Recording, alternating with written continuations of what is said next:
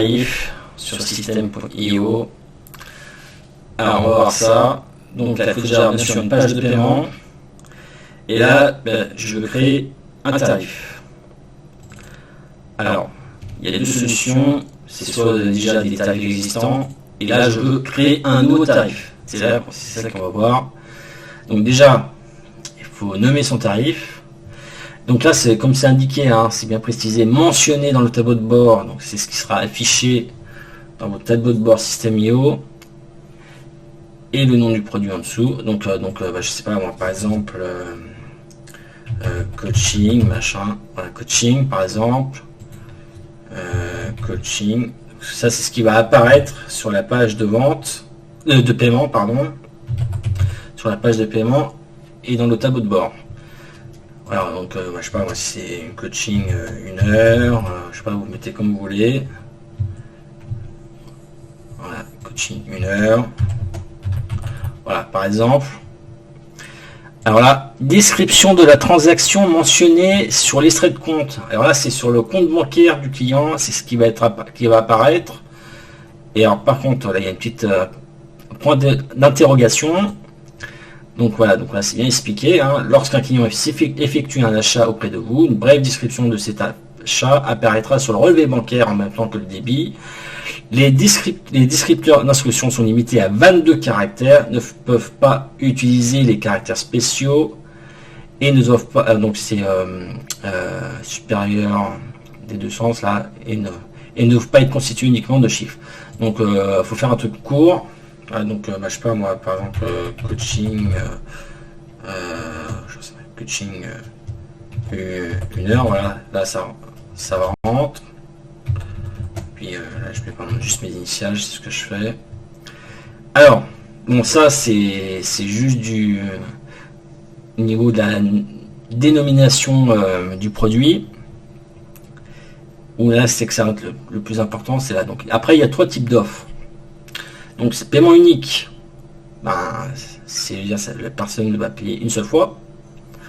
Abonnement, donc la personne va payer de manière régulière un produit ou un service. Et paiement plusieurs fois, et c'est ça en 2 fois, 3 fois, 4, 5 fois, voilà, ou plus, c'est comme vous voulez. Alors, si c'est paiement unique, voilà, il suffit de mettre le tarif. Voilà. Ensuite, si c'est abonnement, alors période d'essai. Donc ça veut dire par exemple si vous mettez, je sais pas moi, 7 jours d'essai ou 14 jours d'essai. Donc là vous mettez 14 jours. Ensuite vous allez mettez le montant, je sais pas, c'est on va dire 37 euros. Donc c'est 37 euros chaque 1 mois. Donc là c'est chaque 1. Donc c'est la fréquence. Donc ça veut dire si on veut dire et donc ça peut être la journée, la semaine, le mois et par an. Donc après ça peut être donc on va dire sur un abonnement mensuel, on va dire c'est tous les 1 mois, la personne va payer 37 euros. Alors maintenant si on veut dire et donc là ça va démarrer après la période d'essai des 14 jours, on est bien d'accord là-dessus.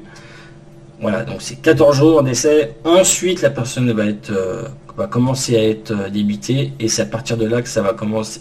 Ce sera le début, ce sera la date de son abonnement en fait. Et vraiment effectif. Voilà. Période d'essai et ensuite c'est là que ça commence. Donc si c'est aujourd'hui le 3, donc ce sera 3 plus 14, ce sera donc à partir du 17 que son abonnement sera prélevé chaque mois. Voilà. Après, on peut faire tous les 2 mois. Vous pouvez mettre, ça peut être un abonnement mensuel. Alors, si c'est un abonnement mensuel, je sais pas, on peut dire à 150 euros, voilà, etc. Vous mettez ce que vous voulez. Ou alors, ça peut être donc la troisième possibilité, un paiement plusieurs fois. Donc, période d'essai, c'est le même principe qu'avant. Je vais pas la répéter. Ensuite, vous mettez le montant que la personne doit payer, la fréquence. Donc si c'est tous les mois, tous les 2 mois, donc là c'est journée, semaine, mois, voilà, donc vous choisissez nombre de paiements, si c'est en 3 fois, 2 fois. Une fois que vous avez tout ça, vous enregistrez et là votre tarif est configuré, créé. Voilà.